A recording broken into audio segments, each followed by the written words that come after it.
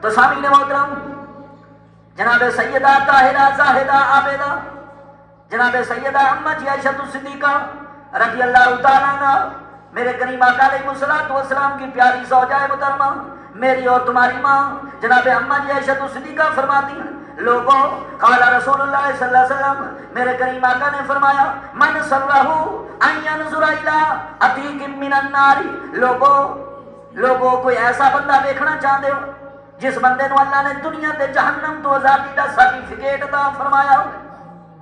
لوگوں ایسا بندہ دیکھنا چاہتے ہو جس نو اللہ نے دنیا تے جہنم تو آزادی دا سرٹیفکیٹ عطا فرمایا ہو؟ صحابہ کرام نے عرض کی تھی، یا رسول اللہ، میرے کریم آقا نے فرمایا، فَلْيَنْظُرْ إِلَىٰ أَبَا بَكْرٍ، پھر میرے ابو بکر صدیق نو دیکھ لو۔ اللہ نے میرے صدیق نو شان عطا فرمایا، اللہ نے دنیا تے میرے ابو بکر صدیق نو جہنم تو آزاد فرما دیتا ہے۔ یہ حضرت ابو بکر صدیق کی شان ہے، دنیا میں سرٹیفکیٹ مل گیا، ابو بکر تو جہنم سے آزاد ہے۔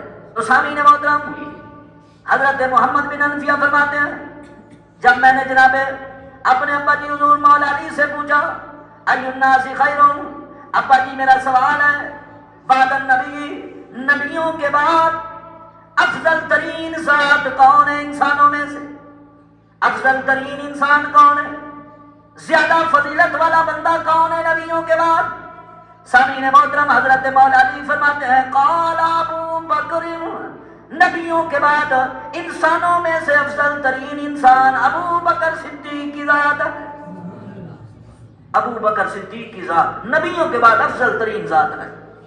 ابو بکر صدیق کی ذات نبیوں کے بعد افضل ترین ذات ہے۔ تو سامعین محترم، یہ تو حضرت مولا علی رضی اللہ تعالیٰ عنہ بھی کہہ رہے ہیں۔